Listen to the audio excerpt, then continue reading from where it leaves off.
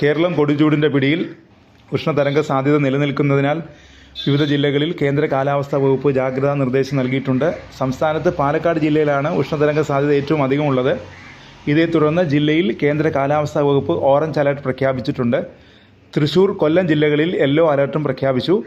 May 3 വരെ പാലക്കാട് ജില്ലയിൽ ഉയർന്ന താപനില 41 ഡിഗ്രി സെൽഷ്യസ് വരെയും കൊല്ലം, തൃശൂർ ജില്ലകളിൽ ഉയർന്ന താപനില 40 ഡിഗ്രി സെൽഷ്യസ് വരെ ഉയരുമെന്നാണ് മുന്നറിയിപ്പ്.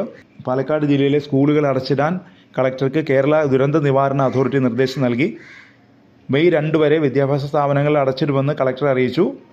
അഡീഷണൽ ക്ലാസ്സോ സമ്മർ ക്ലാസ്സോ നടത്താൻ പാടില്ലെന്നും കളക്ടർ നിർദ്ദേശം നൽകിയിട്ടുണ്ട്. കോഴിക്കോട് ജില്ലയിൽ ഉയർന്ന താപനില 39 ഡിഗ്രി സെൽഷ്യസ് വരെയും ആലപ്പുഴ, പത്തനംതിട്ട, കോട്ടയം, കണ്ണൂർ ജില്ലകളിൽ ഉയർന്ന താപനില 38 ഡിഗ്രി സെൽഷ്യസ് വരെ ഉയരും. എറണാകുളം, മലപ്പുറം, കാസർഗോഡ് ജില്ലകളിൽ ഉയർന്ന താപനില 37 ഡിഗ്രി സെൽഷ്യസ് വരെ ഉയരുമെന്നാണ് മുന്നറിയിപ്പ്.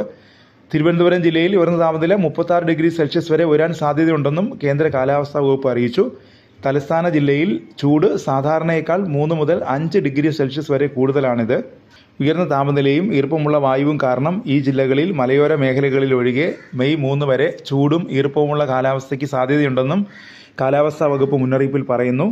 കോട്ടയത്തും ആലപ്പുഴയിലും ഞായറാഴ്ച രേഖപ്പെടുത്തിയത് റെക്കോർഡ് താപനിലയാണ്. ഏപ്രിൽ മാസത്തിൽ ഇതുവരെയുള്ള ഏറ്റവും ഉയർന്ന താപനിലയാണ് ഞായറാഴ്ച രേഖപ്പെടുത്തിയത്. കോട്ടയത്ത് 38.5 ഡിഗ്രി സെൽഷ്യസ് ആയിരുന്നു ഞായറാഴ്ചത്തെ ചൂട്. 2020 ഏപ്രിൽ 3 രേഖപ്പെടുത്തിയ 38.3 ഡിഗ്രി സെൽഷ്യസ് ചൂടാണ് മറികടന്നത്. ആലപ്പുഴയിലും ഏപ്രിൽ മാസത്തിലെ ഇതുവരെയുള്ള ഏറ്റവും ഉയർന്ന ചൂടായ 38 ഡിഗ്രി സെൽഷ്യസ് ഞായറാഴ്ച രേഖപ്പെടുത്തി. പകൽ താപനില ക്രമാതീതമായി ഉയരാൻ സാധ്യതയുള്ളതിനാൽ വെയിലത്ത് ജോലി ചെയ്യുന്ന തൊഴിലാളികളുടെ ജോലി സമയക്രമീകരണം മെയ് 15 വരെ നീട്ടിയതായി മന്ത്രി വി ശിവൻകുട്ടി അറിയിച്ചു. ഉച്ചയ്ക്ക് 12 മുതൽ വൈകിട്ട് 3 വരെ തൊഴിലാളികൾ വെയിലത്ത് പണിയെടുക്കുന്നത് കണ്ടെത്തിയാൽ തൊഴിലുടമയ്ക്കെതിരെ കർശന നടപടി സ്വീകരിക്കുമെന്ന് മന്ത്രി അറിയിച്ചു. സംസ്ഥാനത്ത് മുഴുവൻ തൊഴിലിടങ്ങളിലും കർശന പരിശോധന നടത്തുന്നതിനുള്ള നടപടികൾ സ്വീകരിക്കാൻ ലേബർ കമ്മീഷണർക്ക് മന്ത്രി നിർദ്ദേശം നൽകി. ജില്ലാ ലേബർ ഓഫീസർമാരുടെ യോഗം ചേർന്ന് സ്ഥിതിഗതികൾ വിലയിരുത്തി പരിശോധനകൾ ഊർജിതമാക്കും. ജില്ലാ labour officer, deputy labour officer, assistant labour officer എന്നിവരുടെ മേൽനോട്ടത്തിൽ പ്രത്യേക ടീമുകൾ ദൈനംദിന പരിശോധന നടത്തും. സംസ്ഥാനത്ത് ഫെബ്രുവരി മുതൽ ഏപ്രിൽ 30 വരെ രാവിലെ 7 മുതൽ വൈകുന്നേരം 7 മണി വരെയുള്ള സമയങ്ങളിൽ 8 മണിക്കൂറായി ജോലി സമയം നിജപ്പെടുത്തി ഉത്തരവായിട്ടുണ്ട്. അത് മെയ് 15 വരെ നീട്ടും. പകൽ സമയം ജോലി ചെയ്യുന്ന എല്ലാ തൊഴിലാളികൾക്കും ഉച്ചയ്ക്ക് 12 മുതൽ വൈകുന്നേരം 3 മണി വരെ വിശ്രമവേളയായിരിക്കും.